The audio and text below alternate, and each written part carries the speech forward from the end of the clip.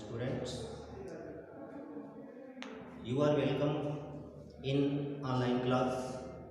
I hope you will be quite well, and I want to give a message: stay home and help save lives.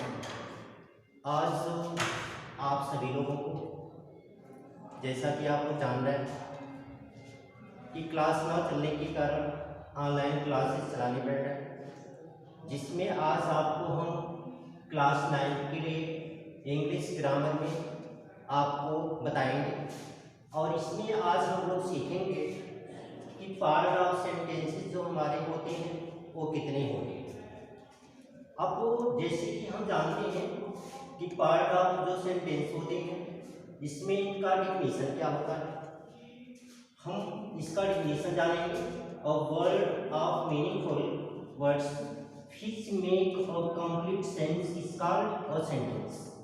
यानी अब सार्थक शब्दों का वह समूह जो अर्थ या जो पूरा अर्थ या भाव प्रकट करता है वाक्य कहलाता है। यानी हमको सेंटेंस का मतलब होता है वाक्य। वाक्य होते क्या है इस चीज को जानना है। यानी ये जो होता है शब्दों का एक सार्थक समूह होता है जो अपना पूर्ण रूप से अर्थ या भाव प्रकट करता है, इसको हम सेंटेंस कहते हैं। अब ये हमारे जो सेंटेंस होती हैं इनके कितने टाइप्स होते हैं ये जानना है।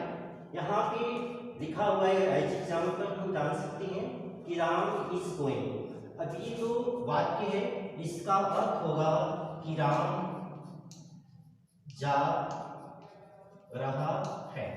अगर इस दृष्टिकोण से हम देखते हैं कि जो इसका अर्थ या भाव है इस हिसाब से ये जो सेंटेंस अपने आप में कंप्लीट है। तो इसी तरह से अब ये इसका एग्जाम्पल हो गया। अब इसकी कितने पार्ट्स होते हैं सेंटेंसेस के ये जानेंगे। There is two part of sentences. First की काल सब्जेक्ट, यानी सब्जेक्ट का मतलब होता है उद्देश्य। सेकंड जो होता है वो प्रेडिकेट, इसका मतलब होता है विधेय। अब वो सब्जेक्ट होता क्या है इसको जानना है।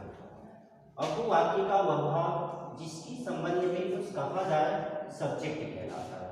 यानी वाक्य का वह भाग होता है जिसके संबंध में हम कुछ कहते हैं वह सब्जेक्ट कहलाता है। जैसे मोहन शम्स। अब हम यहाँ इसको समझ भी सकते हैं।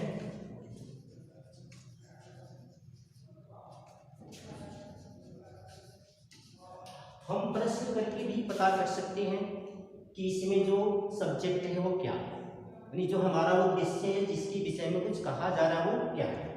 मोहन शम्स, हम प्रश्न कर सकते हैं कि यहाँ पे मोहन कूदता है। अब कौन कूदता है तो अर्थ में निकलेगा मोहन, यानी ये हो गया आपका सब्जेक्ट। ये जो बात कूदने की कही गई है वो इस मोहन के विषय में कही गई है, इसलिए यहाँ पे ये होगा सब्जेक्ट। तो इस तरह से इसकी जो पार्ट होती है सब्जेक्ट का ये आप सभी लोगों ने जान लिया। अब सब्जेक्ट जो है वो आपको पता चल गया कि सब्जेक्ट वह भाग होता है जिसके विषय में कुछ कहा जाता है। प्रेडिकेट जानेंगे। प्रेडिकेट का मतलब होता है विधेय, यानी वाक्य का वह भाग जो सब्जेक्ट के संबंध में कुछ बताए प्रेडिकेट कहलाता है।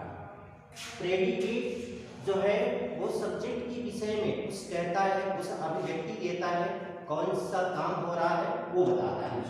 यहाँ लिखा है राम शम्स, यानी राम शम्स। यहाँ पे कूदना किसके विषय में कहा गया है तो ये स्पष्ट हो जाएगा कि जो कूदने की बात कही गई है वो राम के विषय में कही गई है। इस तरह से यहाँ पे जो कूदना हो गया वो प्रेडिकेट हो गया। और इस पहले भाग में जो मोहन है जिसके विषय में कूदने की बात कही गई है, यानी मोहन यहाँ पे सब्जेक्ट हो गया और यहाँ पे कूदना जो है प्रेडिकेट हो गया। और भी हम यहाँ पे देख सकते हैं कि इंपरेटिव जो सेंटेंसेस होती हैं उसमें सब्जेक्ट जो होता है ऑलरेडी छुपा रहता है। इसमें सब्जेक्ट जो होता है उसकी अभिव्यक्ति नहीं हो पाती है और सब्जेक्ट को हमको अपने पास से देना होता है इंपरेटिव सेंटेंसेस में। As example sit down please. अब यहाँ पे ये किसके विषय में कहा गया ये बात स्पष्ट नहीं, तो इस तरह से इसका अर्थ हुआ यू, यहाँ पे छिपा हुआ है, यानी यू सिट डाउन प्लीज, यानी कृपया तुम बैठ जाओ। तो ऑलरेडी जो यू है वो यहाँ पे सब्जेक्ट है जो इस वाक्य में छिपा हुआ है। तो ऑलरेडी जो भी इंपरेटिव सेंटेंसेस होते हैं इसमें जो कर्ता होता है, जो सब्जेक्ट होता है वो छिपा रहता है।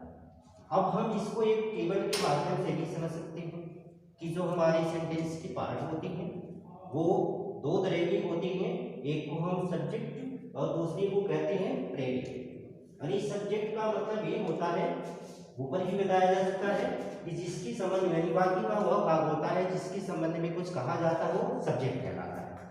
बर्ड्स फ्लाई, यानी उड़ना जो है चिड़ियों के विषय में कहा गया है, चिड़िया यहाँ पे सब्जेक्ट हो गया और यहाँ पे जो काम हो रहा है उड़ने का वो हो गया प्रेडिकेट। तो इसी तरह से इस टेबल के माध्यम से भी हम समझ सकते हैं। इसके बाद हम इस चीज को इस तरह से भी समझ सकते हैं कि जिस भाग में, यानी जिस सेंटेंस के भाग में जहां से हमारी हेल्पिंग वर्ब या मेन वर्ब जो शुरू जहां से होती है वहां से जो भाग होता है वो प्रेडिकेट का भाग कहलाता है और उसकी जो पहले का भाग होता है वो सब्जेक्ट का भाग कहलाता है। एक सेंटेंस के माध्यम से और भी हम समझ सकते हैं, द मून इज सेटिंग। आपको यहां डिलीट करना पड़ेगा।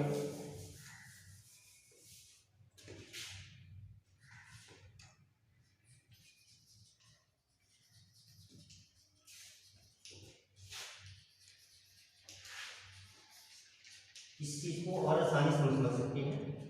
ये जहां से हमारी हेल्पिंग वर्ब या मेन वर्ब शुरू होती है वहां से जो भाग होता है प्रेडिकेट का भाग होता है और इससे पहले का जो भाग होता है वो सब्जेक्ट का भाग होता है।